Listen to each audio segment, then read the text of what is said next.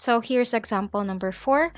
A survey made by a fast food chain last month showed that of the 1,000 respondents, 500 had been to McDonald's, 700 to Jollibee, 450 to Wendy's, 300 to McDonald's, 250 to Jollibee and Wendy's, 220 to McDonald's and Wendy's, and 100 to all three, okay, of the restaurants. So, sulat natin yung given like this, okay, para maayos siya, madaling maintindihan.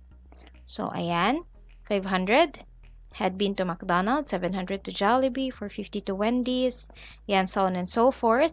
Okay, we can make this a lot more simple if we would use symbols. So, itong 500 na pumunta sa McDonald's, ibig sabihin, the cardinality of the set containing the people who visited McDonald's would be 500.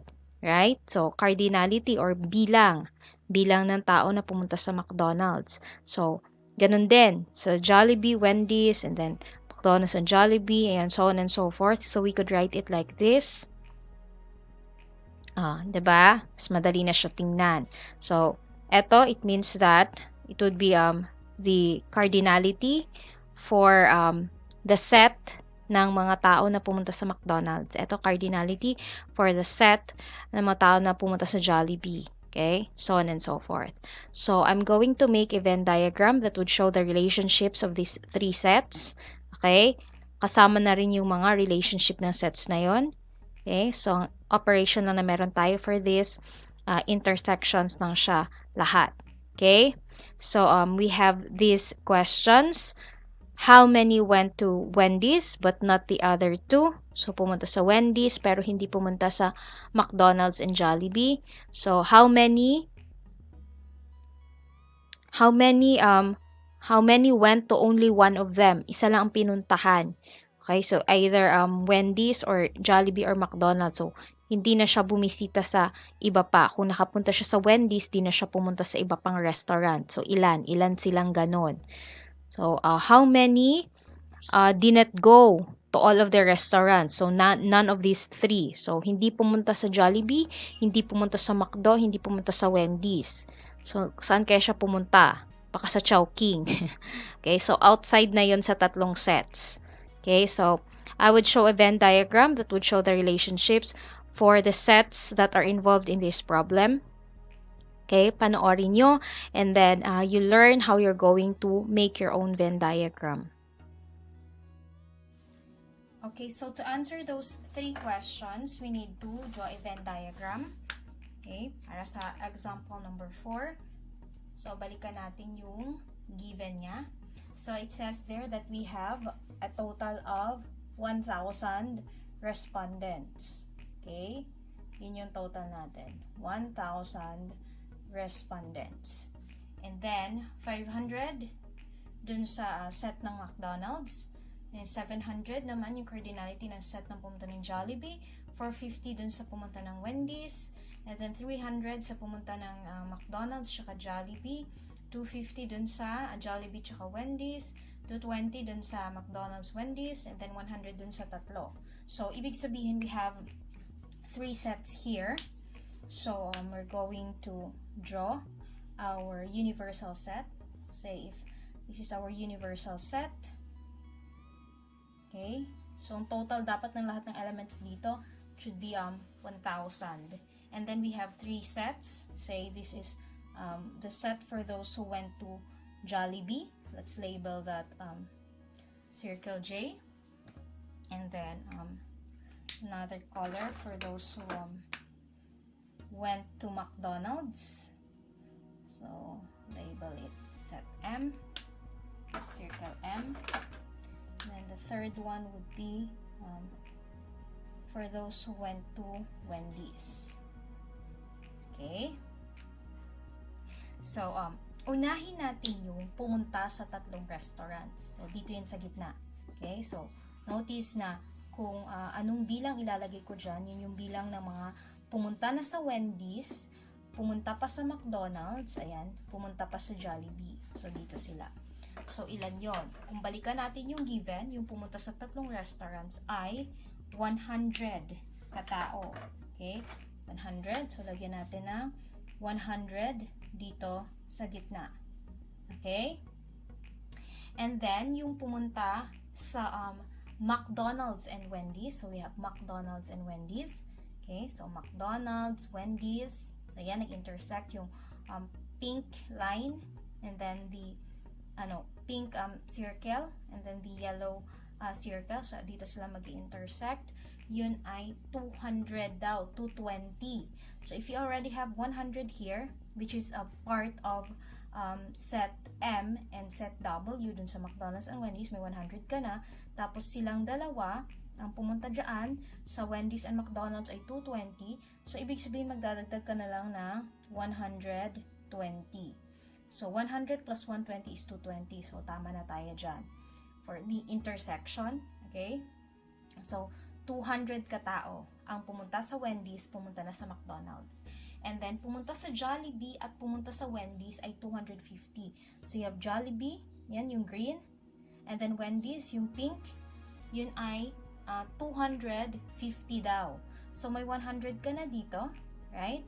So, dagdagan na lang na 150 para maging 250. Tama, diba? Okay. So, dun tayo sa next ni given. So, we have the intersection ng McDonald's and Jollibee. So, for those who went to McDonald's and Jollibee also. So, McDonald's and Jollibee, yellow circle and green circle, yan ay 300 daw katao. So, may 100 ka na dito. Dagdagan na lang ng 200. Ayan. So, 300. Yung pumunta na sa Jollibee, pumunta pa sa McDonald's. So, ganyan ang paggawa natin ng Venn diagrams. Ganyan yung paglagay natin ng mga elements of the three sets and the elements that are common to each of the sets. Okay? So, ganyan maging itsura niya. So, move on na tayo dun sa pumunta sa Wendy's, 450. So, ito yung Wendy's natin. Pumunta daw dito ay 450. So, kung i-add natin lahat na ng elements dun sa Wendy's, meron ka ng 150 plus 100. That would be 250. 250 plus 120 would be 370. Right? So, ang pumunta daw sa Wendy's ay 450. So, 370 na to. Ilan idadagdag sa 370 para maging 450? So, magdadagdag ka na lang ng 80. Right? Okay. So, yung 80 na to, eto lang yung mga tao na sa Wendy's lang pumunta. Okay?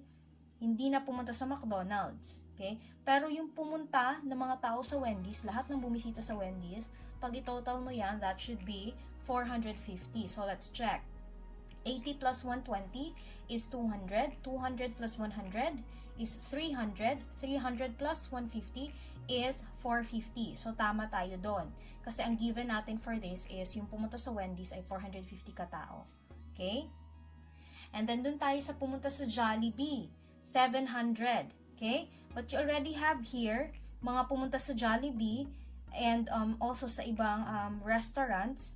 Pero ayan, kasama sa green na circle, pag i-total mo yan, that's already 200 plus 100, 300. 300 plus 150 is 450. Kung pumunta sa Jollibee ay 700, tapos meron ka ng 450, ilan na lang idadagdag mo doon? Idadagdag mo na lang is 250 para makompleto yung 700 katao na dumaan o kumain sa Jollibee. So, let's check again. 250 plus 200 is 450. 450 plus 100 is 550. 550 plus 150 is 700. So, check na tayo dyan. Correct na yan. Okay, last yung pumunta sa McDonald's ay 500 katao. So, dito sa yellow na circle, if you're going to add, so we have 200 plus 100, that's 300 already. 300 plus 120, that would be 420. So, kung 500 ang lahat ng pumunta sa McDonald's, and you already have 420 here, so it means to say you just have to add 80 to make it 500. Tama ba? Let's add. 80 plus 120 is 200. 200 plus 100 is 300. 300 plus 200 is 500. Okay? So, okay na yan. Tama na yan ating pagkalagay ng mga bilang ng elements ng mga tao na pumunta sa Jollibee, McDonald's, Wendy's. Okay? And sa mga intersection ng mga sets natin. So, the next thing that we are going to do now is to find the number of persons na hindi bumisita dyan sa Jollibee, McDonald's, and Wendy's. So, if you had 1,000 respondents dun sa survey nyo, ang gagawin nyo lang, add nyo lahat ng mga elements dito na cardinality, add nyo lang yung cardinality. So, you have, let's start with 80. 80 plus 120 is 200. 200 plus 200 is 400. Then we have 500. Then 500 plus 250 is 750. And then 750 plus 150, that would be 750, 150, that's 900. And then 900 plus 80 is 980. So 980 ka mga tao ang mga pumunta sa Jollibee or McDonald's or Wendy's or dun sa mga dalawang restaurants. Ayan, or tatlong restaurants. Ayan. 980 sila. So, ang gagawin mo lang is yung 1,000 correspondents, maminusan mo lang ng 980. It means to say, dun sa 1,000 respondents mo, may 20 katao na hindi kumain dun sa tatlong restaurants. So, saan natin lalagay si 20? Okay? Kahit saan, basta sa labas ng tatlong circles natin and nasa loob ng universal set. So, pwede mo lang siya ilagay dyan, tabi mo lang siya dun sa iyo, or pwede dito, kahit saan. Basta madaling makita. Okay? So, tama na to ating Venn diagram. Okay? This is a very good illustration now. We could use this to answer the questions that we have. So, ang first na question doon, ilan daw ang pumunta sa Wendy's pero hindi pumunta sa other two restaurants. So, sa Wendy's lang pumunta. So, ito yung Wendy's natin, yung pink. Yan lahat ang pumunta sa Wendy's. Pero sabi dyan, sa Wendy's lang pumunta, hindi bumisita sa ibang restaurants. So, tanggalin yung nasa loob ng yellow na circle, tanggalin yung nasa loob na green na circle, ang matitira ay 80. So, your answer for the first question would be 80 persons. Okay? Pwede yan, 80 persons. Ang next question would be, how many went to only one of them? Okay? Isa lang yung pinuntahan. So, makikita nyo, yung mga numbers na wala dun sa intersection ng sets, yun yung mga tao na isa lang pinuntahan. Ito, 250. Sa Jollibee lang sila pumunta. Itong 80 sa McDonald's lang. And then another 80 sa Wendy's lang talaga. So, hindi na pumunta pa sa ibang restaurants. So, ang gagawin nyo dyan for letter B, you just have to add yung 250. Pumunta sa Jollibee only. 80. Pumunta sa McDonald's only. And another 80. Pumunta sa Wendy's only. Okay? Okay, pag ma-add mo yan, so we have 250 plus 160. Okay, 250 plus 160, that would be 410. Okay? Okay, double check kung 410. Check natin. Okay? 250. Ayan, pwede nyo ganunin para sigurado kayo sa sagot natin. So, this would be 11, and then we have 410. So, tama. 410 persons. And then, for letter C, ilan daw ang hindi pumunta sa tatlong restaurants? So, wala silang pinili dyan sa tatlong restaurants na pupuntahan. So, those would be the people na outside dun sa tatlong sets natin. So, ito yon. Okay? C20. Okay? So, malaking tulong ang paggawa natin ng Venn diagram para masagutan natin yung example number 4. So, it's very important that you can make a Venn diagram on your own based on the problem that's given to you. It takes a lot of practice, but you would be able to do it on your own soon. Okay? So, just keep on practicing your own. You can answer what's more in your module.